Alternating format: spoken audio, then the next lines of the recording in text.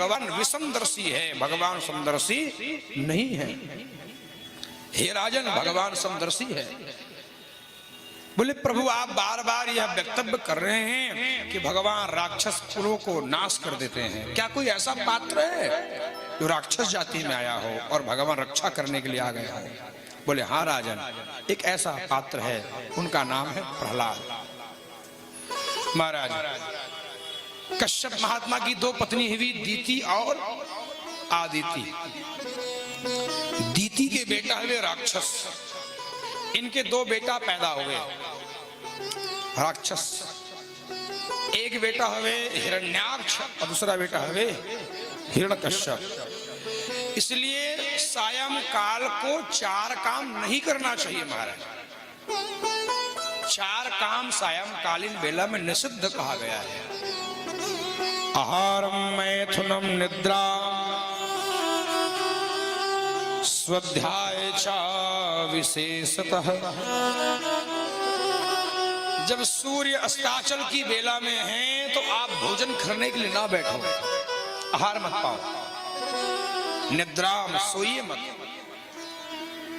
और संतान उत्पत्ति के मार्ग में ना जाए। गर्भाधान संस्कार भी उस काल में नहीं होनी चाहिए महाराज। और स्वाध्याय च विशेषतः, अर्थात पढ़ना। स्वाध्याय मतलब पढ़ना, अध्ययन करना। सायं काल को निषिद्ध कहा गया है। दो राक्षस बेटा पैदा हुए, एक तो मारे गए भगवान वाराह के द्वारा, एक बच गए। कौन? हिरण्यकश्यप। माता रोने लगी, माता को बोले चिंता मत करना माता, मैं नारायण को मारूंगा। पत्नी की नाम है कयाधु। इनके चार बेटा है, अहलाद, अनुलाद, सहलाद और प्रहलाद। एक बिटिया है सिंहिका, जो आगे चल करके राहु की माता बनी।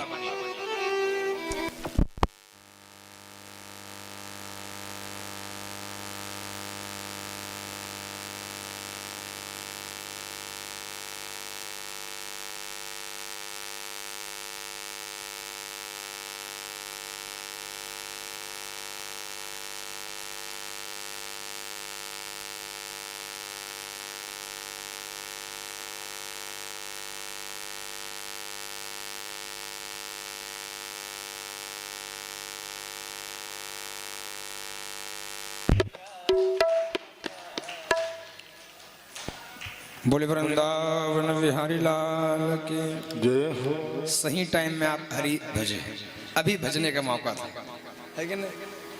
तो इसलिए प्यारे याद रखना, इनके चार बेटा अहलाद, अनुलाद, सहलाद और प्रहलाद, एक बिटिया सिंहिका। पत्नी को बोले देवी मैं तप करने के लिए जाऊंगा, कोसों दिन, बहुत दिन बाद आऊंगा। दुष्ट तप करने के लिए गए, भगवान ब्रह्मा का तप करने लगे। ओम नमो ब्रह्मदेवाय नमः। एक तोता डाल में बैठ करके तोता नारायण नारायण बोलने लगा। दुष्ट ने कहा जिसको मैं मारना चाहता हूं, तोता उन्हीं का नाम ले रहा है, दे पत्थर से फेंक कर मारे। तोता भगा, उड़ करके फिर डाल पर बैठे, फिर नारायण नारायण बोलने लगा। दुष्ट ने कहा लगता है आज का तिथि मुहूर्त ही ठीक नहीं है, दिन अच्छा नहीं है। ये तोता ये बोलना चाह रहा है, अरे दुष्ट हिरण्यकश्यप, तू भगवान ब्रह्मा का नाम जपता है ना, तो भगवान ब्रह्मा भी नारायण का नाम जपते हैं, तू नारायण का नाम क्यों नहीं जपते हो? जपो इस नाम को। लेकिन दुष्ट आज पहचान नहीं पा रहे। जल्दी आ गए घर। पत्नी बोली अरे स्वामी आप कैसे आ गए? पत्नी बुद्धिमान है, एक पंखा पकड़ी, पत्नी पंखा करने लगी। नाथ आई आई बैठी बैठी ना ऐसे पंखा कर ही रही है। स्वामी आज इतना जल्दी कैसे आ गए? पता नहीं देवी क्या बात है, हम तब कर रहे थे, एक तोता, मूर्ख तोता आया और डाल पर बैठ करके नारायण नारायण बोलने लगा। पत्नी जान गई मेरे पति देव नारायण को भी नहीं बोलते, अब आज पहली बार अपने मुख से नारायण बोलेंगे। पत्नी वही है जो भटके पति को सही रास्ता में ला करके रखे, वो भारिया है। महाराज, पत्नी पंखा कर ही रही है और पंखा करके बार बार बोल रही है स्वामी कहीं तोता नारायण बोलेंगे। देवी तोता डाल पर बैठ करके नारायण नारायण 40 बार से 50 बार बोले महाराज, थोड़ा 108 बार प्रयास करती हूँ। पत्नी सोची स्वामी खग मृग नारायण कैसे बोलेंगे, नहीं बोल सकते नारायण, वो तो इंसान की बात है। अरे देवी तुम बात मानती क्यों नहीं हो? तोता डाल पर बैठ करके बार बार नारायण नारायण नारायण 90 बार 100 बार बोले। स्वामी एक बार बोले होंगे तो कब बार बार बोले, कहीं ऐसा तो नहीं कि तू मेरे को नारायण बुलवाना चाहती है? बोले नाथ ऐसा नहीं, नाथ तोता है, एक बार नारायण बोले होंगे, बार बार हर बार थोड़ी बोलेंगे। अरे देवी क्या बताएं, हम भगवान ब्रह्मा को तप कर रहे थे, तोता डाल में बैठा और बैठ करके नारायण नारायण कहने लगा। बोले 109 बार हो गया। बोले बस एक ज्यादा हो गया, 108 में कल्याण हो जाएगा। महाराज नारायण का नाम बुलवाए, रात्रि विश्राम किए और फिर प्रातः काल उठ करके बोले देवी आज हम तप करने के लिए फिर जाएंगे, बहुत दिन बीतने के बाद आएंगे। फिर तप करने लगे महाराज, भगवान ब्रह्मा को याद करने लगे। भगवान ब्रह्मा को टेंशन हो गया, क्यों? एक तो कोई पापी मेरे को मानते नहीं, कोई लोग मेरे को याद करते नहीं। अब ये पहली बार एकलौता मेरे को याद कर रहे हैं। जाऊं तो उल्टा पुल्टा वरदान मांगेगा, अगर नहीं जाऊंगा तो कोई मेरे को मानने वाला पैदा होएगा नहीं। फिर तो भगवान ब्रह्मा अपने अंतरात्मा से भगवान नारायण को याद किए और नारायण को याद करके बोले प्रभु मैं जाऊं कि ना जाऊं? भगवान नारायण ने कहा जाओ जाओ, दर्शन दे दो। अच्छा प्रभु जब वो दुष्ट मेरे को वरदान मांगेगा तो मैं उसको दूंगा कि नहीं दूंगा? भगवान नारायण ने कहा दे देना, उसका बाप मैं बैठा हूं बैकुंठ में। भगवान से आदेश मिला और महाराज दुष्ट के पास सामने में आ गए। बोलो बेटा आंख खोलो, क्या बात है? दुष्ट ने कहा मैं दिव्य अमरता के वरदान को पाना चाहता हूं। भगवान ब्रह्मा ने कहा बेटा मैं खुद अमर नहीं हूं तो तुमको मैं कैसे अमरता का वरदान दे दूं? तुम अनेक वरदान मांगो। अनेक वरदान मांगना चालू कर दिया, ना मैं ऊपर से मरने वाला, ना मैं नीचे से मरने वाला, न अस्त्र से न शस्त्र से। मैं 12 महीना पर मरने नहीं चाहता। अब ख्याल आया ये सृष्टि भगवान ब्रह्मा बनाए हैं, तो भगवान ब्रह्मा के सृष्टि में मैं मरना ही नहीं चाहता। अब पूरा वरदान एक बार में हो गया, अब कोई कुछ नहीं बचा। महाराज बुद्धिमान भगवान ब्रह्मा ने कहा दिया जा। और महाराज जैसे ही अपने राज्य में आए, हिरण्यकश्यप यत्र यत्राद्विजागावो वेद धर्मासना क्रिया तम तम जनपदः जाता संदीप्तस्य आतंकः। जहां जहां गौ ब्राह्मण को पाते थे उस गांव को आग लगाते थे महाराज, आतंक मचने लगे। शुभ आचरण कतहु नहीं होई। इनके कार्यकाल में कथा भागवत होना बंद हो गया। शुभ आचरण कतहु नहीं होई, कहीं पर होना बंद हो गया। देव विप्र गुरु मानना कोई, देवता ब्राह्मण गुरु संत को लोग मानना बंद कर दी इसके कार्यकाल में। जेहि जेहि देश धेनु द्विज पावही। जिस जिस गांव में जिस जिस देश में धेनु और विप्र को पाते थे, नगर गांव पुर आग लगा वही।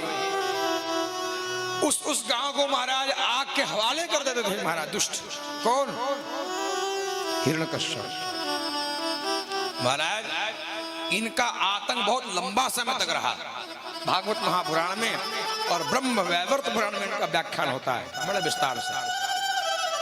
बोले इनके कार्यकाल में 14 इंद्र चेंज हो गए, लेकिन ये वही रहा। इतना लंबा कार्यकाल, एक मनवंतर। सोचो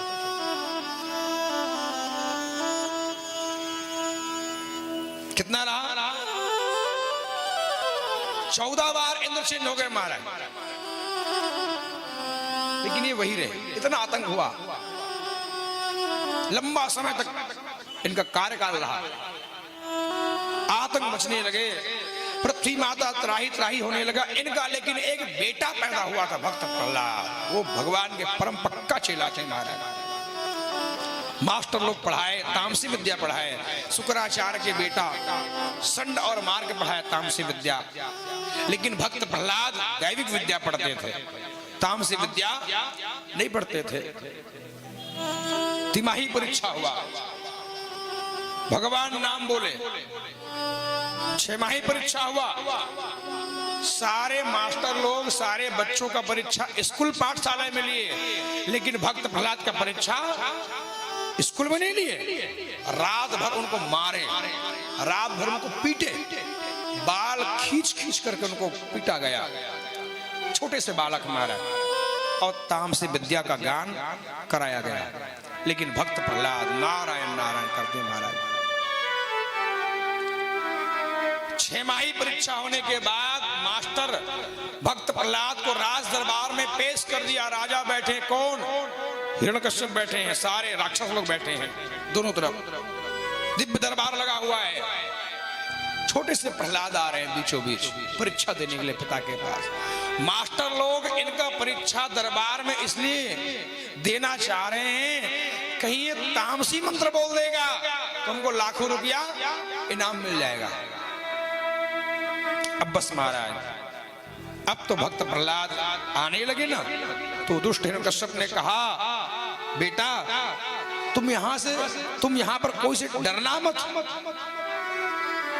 प्रहलाद जाकर के जंघा पर बैठा, बोले पिताजी मैं संसार में कोई से नहीं डरता, डरता हूं तो केवल ऊपर वाले से ही डरता हूं। दुष्ट ने सोचा कि छत में कोई बैठा होगा, उतना ध्यान नहीं दिया महाराज। अच्छा बेटा बोल, क्या तुम सीख करके आए हो? भक्त प्रहलाद से कहते, क्या सीखे हो तुम पाठशाला में, बोलो। भक्त प्रहलाद कहते थे, हित्वा आत्मपाता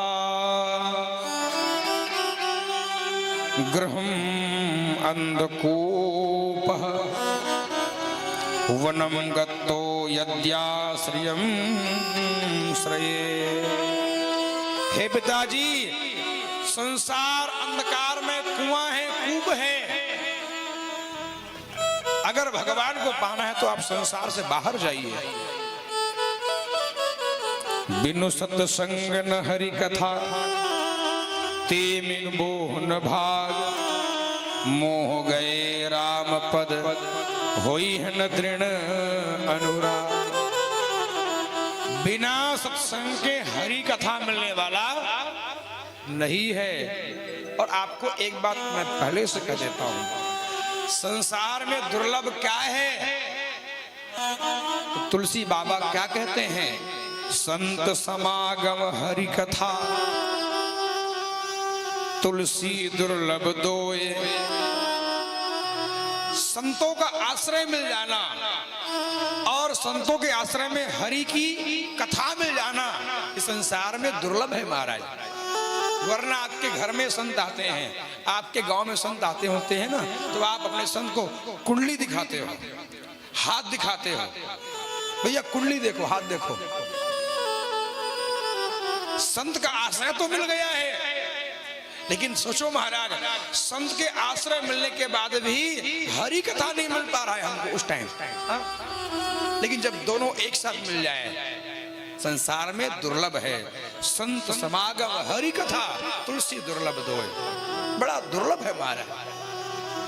और आज ये दुर्लभ सुलभ हो रहा है महाराज। इतने बड़े भाग्यशाली हुआ। बिनु सत्संग न हरि कथा। पिताजी मैं ये सीख करके आया हूं, ते बिनु मोह न भाग। बिना सत्संग के हरि की कथा नहीं मिलेगा। जब तक से हरि की कथा पर बैठोगे नहीं, आपका मोह भगने वाला नहीं है। और मोह गए राम पद, होई है न दृढ़ अनुराग। वारी मथे घृत होय वरु, सिकता ते बरु तेल। बिन हरि कथा न भौतरी है, यह सिद्धांत अपे। वारी मतलब पानी होता है। क्या होता है? पानी।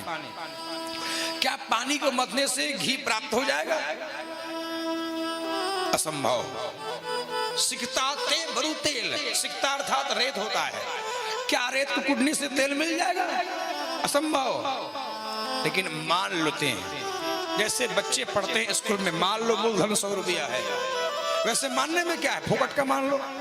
तो मान लो पानी को मथने से घी निकल जाए, मान लो रेत को कूटने से तेल निकल जाए, लेकिन हम ये कभी नहीं मानेंगे मेरे प्यारे, जब तक से भगवान की भक्ति नहीं होगी तो भवसागर संसार को पार हम नहीं होंगे। ये तय हमारा है। राम नाम को अंक है, सब साधन है सूल।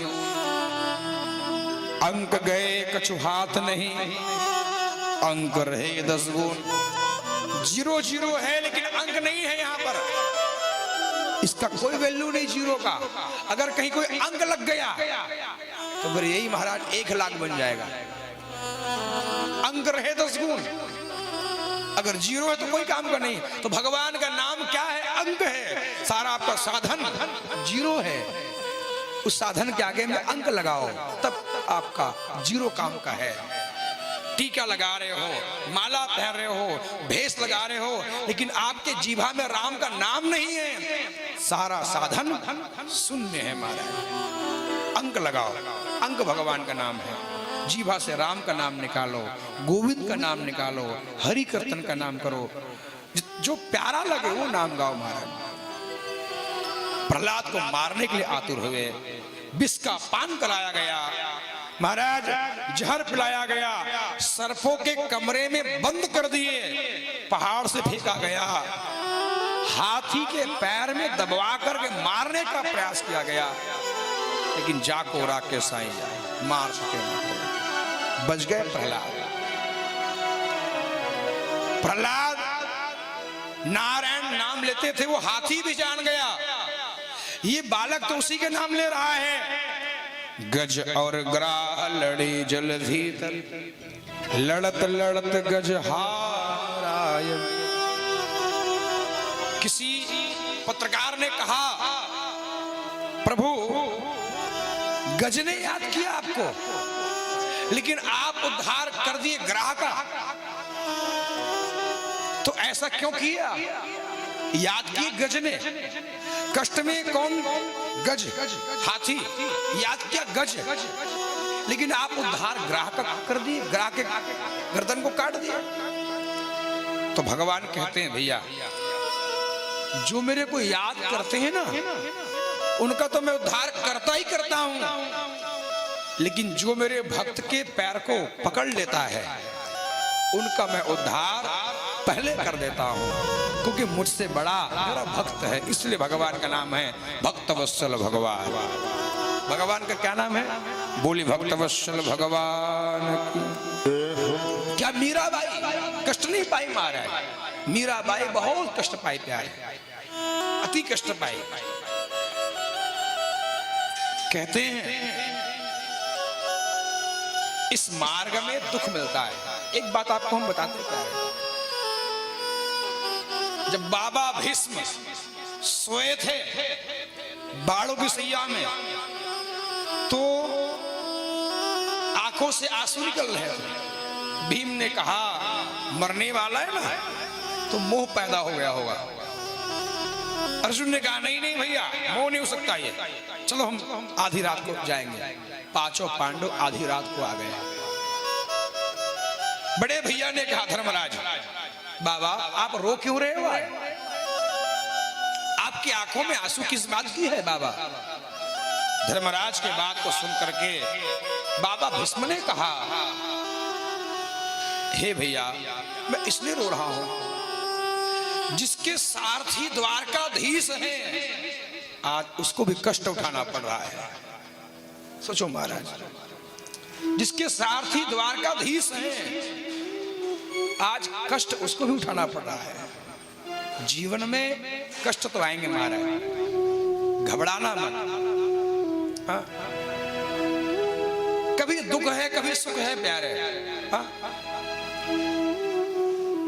ये जीवन का एक पहलू है, आज दिन है तो कल रात होगा, तय है महाराज। मीराबाई को देखो महाराज, कहते हैं मीराबाई द्वापर में एक माधवी नाम की देवी थी नंदगांव की। कहा कि जहां हम कल जाएंगे, और गोकुल में शादी होकर के आई। एक बालक का नाम था सुंदर, इनका विवाह हुआ। उस टाइम भगवान गोकुल में थे, जानते हो प्यारे, जब नंदगांव से जब विवाह करके आई थी, इसकी माता इसको सिखा दी, बिटिया जहां तुम जा रही हो ना, वहां एक बालक है बड़ा सुंदर है, उसको तुम देखना मत, सबको मोहित कर देता है।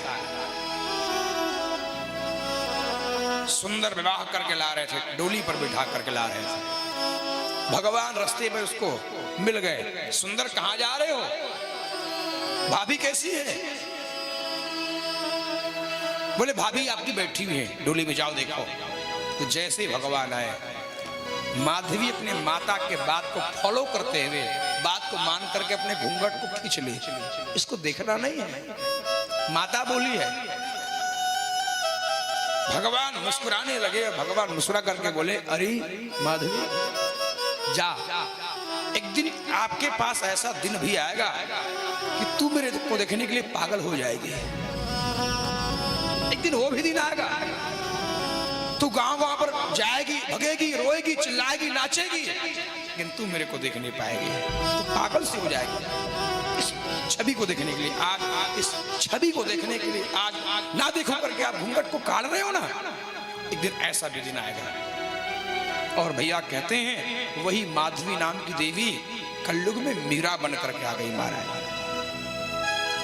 राणा जी के साथ शादी होकर के आए। इनके राणा जी जब थे तो बहुत अच्छे थे, भगवान को मानते थे, कभी बाध्य नहीं की भगवान के नाम में राणा जी। लेकिन जैसे राणा जी का मृत्यु हुआ, तो राणा जी के मृत्यु होते ही अब इनके देवर राजगद्दी पर बैठा बड़ा नीच सम्राट हुआ। प्रतिबंध कर दी मीराबाई के ऊपर, मंदिर नहीं जाना है, भक्ति नहीं करना है, भगवान नाम नहीं लेना है। मीराबाई पागल सी हो गई। पति के नहीं रहने के बाद पत्नी का क्या हाल होता है, उसको वो माता जानती है। मीराबाई रोने लगी, बिलखने लगी बेचारी, आंखों में आंसू भर गए मीराबाई की, व्याकुल हो गई मीराबाई, चिल्लाने लगी, चिल्लाने लगी। सारे फाटक बंद कर दिए गए मीरा के लिए, और मारने का बारंबार प्रयास होता रहा मीरा के लिए। भैया कहते हैं जब राणा जी के जब भाई गद्दी पर बैठा तो इनके बेटे का जन्मोत्सव हुआ। सबके लिए महाराज बड़े बड़े हार गहने मंगाए।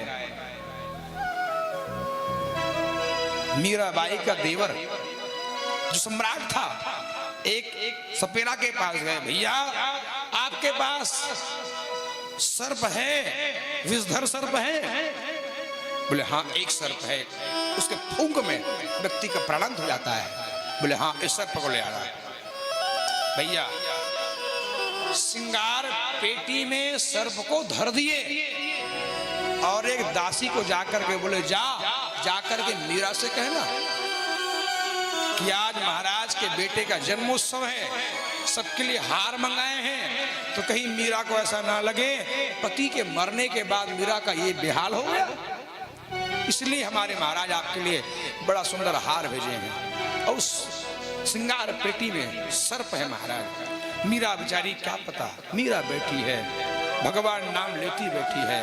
और भैया कहते हैं मीराबाई जब भगवान नाम को लेकर जब पेटी को खोली, तो पेटी को खोलते ही महाराज वहां वो सोने का हार ही बन गया। सर्प नहीं रहा। पहनी मीरा हार को, प्रसन्न हो गई मीरा।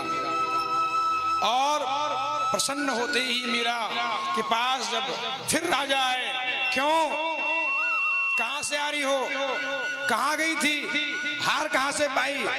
बोले भैया इसको तो आप ही तो दिए हो। तब महाराज राणा का भाई तलवार पकड़ ली अपने लिए और तलवार को खींच करके बोले अब जहर ला, जहर पिला इसको। मीरा आज तू जहर नहीं पीगी ना तो इस तलवार से तेरा गर्दन काट दूंगा मैं। मीरा रोने लगे और भैया कहते हैं मीरा रोते रोते जहर पी महाराज, और भैया वो जहर भी अमृत बन गया महाराज। मीरा कहने लगी अब जहां पर मेरे भगवान के ही बैरी हैं यहां पर रहना ठीक नहीं है। बिलखने लगी बेचारी और मीरा रोती हुई अपने राजमहल का परित्याग कर दिया और परित्याग करके अपने पति राणा जी को याद किए। हे राणा जी, आज मैं अब आपके राजमहल को परित्याग करके जा रही हूं, मैं क्षमा चाहती हूं। और राणा जी तेरे महल चौबारे मैं छोड़ यहीं पे जाऊंगी। मैं तो गोविंद गोविंद गाऊंगी, मैं तो गोविंद गोविंद गाऊंगी, मैं तो गोविंद गोविंद गाऊंगी, मैं तो गोविंद गोविंद गाऊंगी। राणा जी तेरे महल चौबारे, राणा जी तेरे महल चौबारे, राणा जी तेरे महल चौबारे, राणा जी तेरे महल चौबारे, सब छोड़ यहीं पे जाऊंगी। मैं तो गोविंद गोविंद गाऊंगी, मैं तो गोविंद गोविंद गाऊंगी, मैं तो गोविंद गोविंद गाऊंगी, मैं तो गोविंद गोविंद गाऊंगी। सभी लोग ताली की सेवा करते हुए जय हो।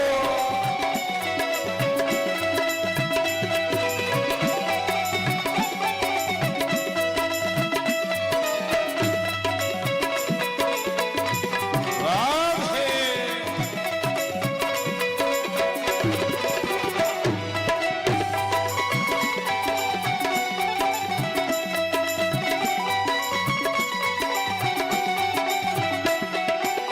वृंदावन में जाके रहूंगी, वृंदावन में जाके रहूंगी, वृंदावन में जाके रहूंगी, वृंदावन में जाके रहूंगी, सुख दुख अपने आप सहूंगी, सुख दुख अपने आप सहूंगी, वो सुख दुख अपने आप सहूंगी, सुख दुख अपने आप सहूंगी।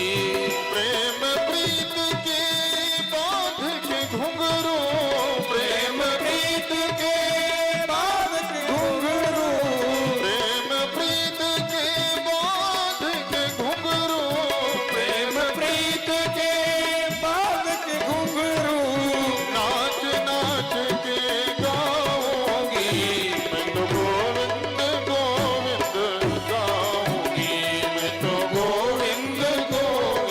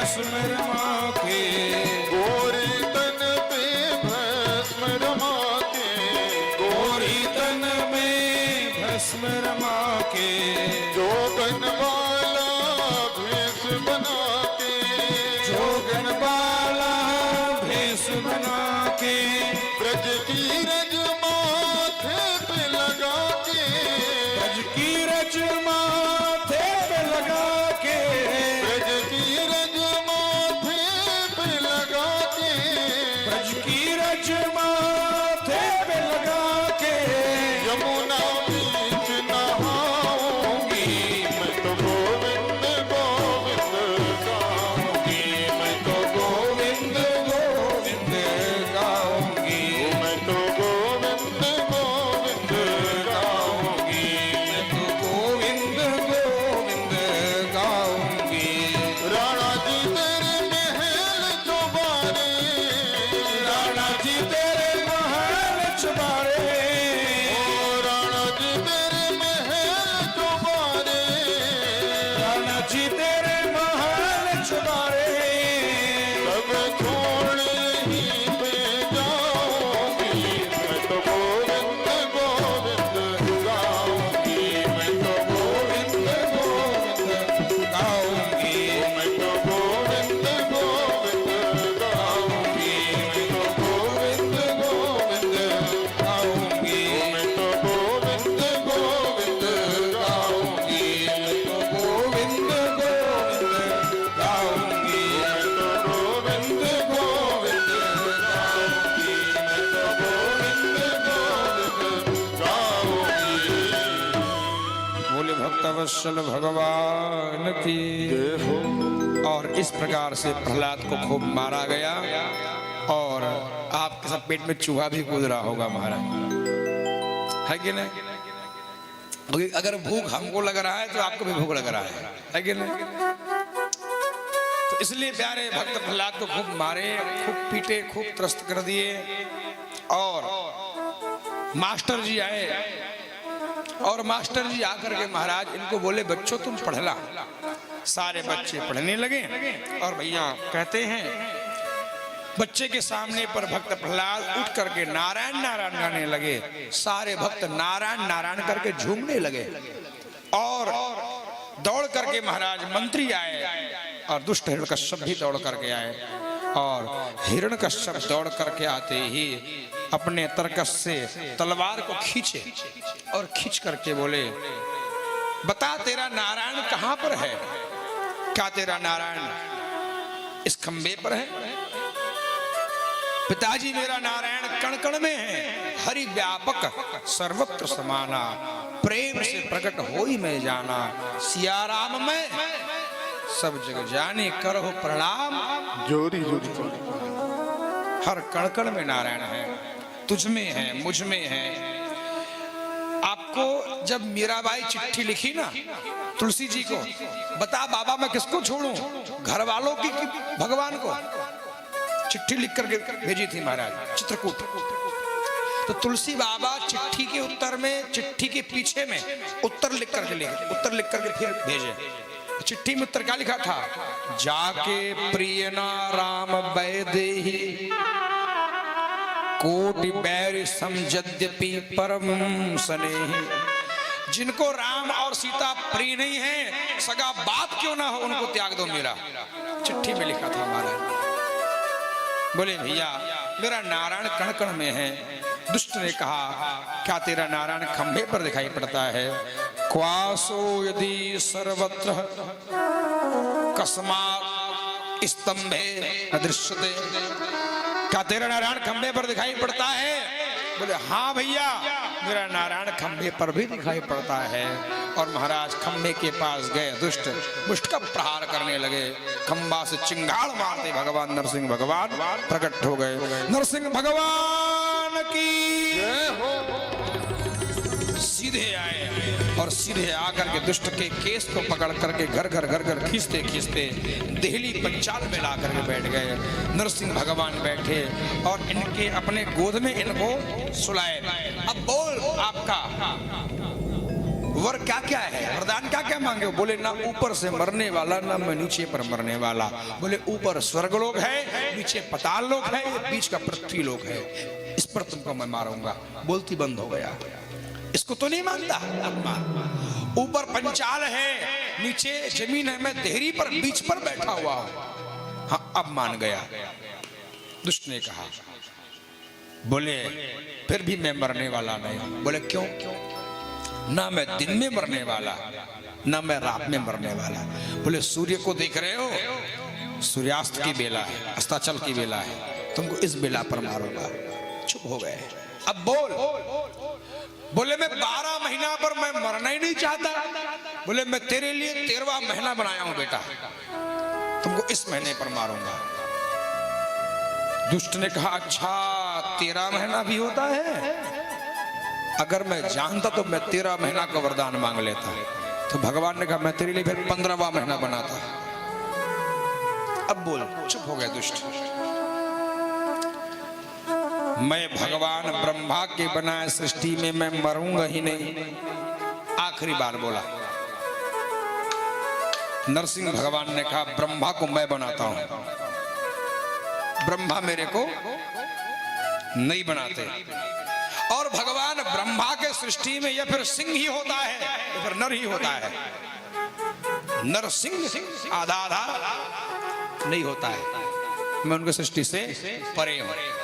अब बता, अब याद कर। बोले भैया अब तो क्या बताएं। बोले ना मैं अस्त्र से मरने वाला, न शस्त्र से मरने वाला। नाखून देख रहे हो, तुमको इन नाखूनों से मारूंगा।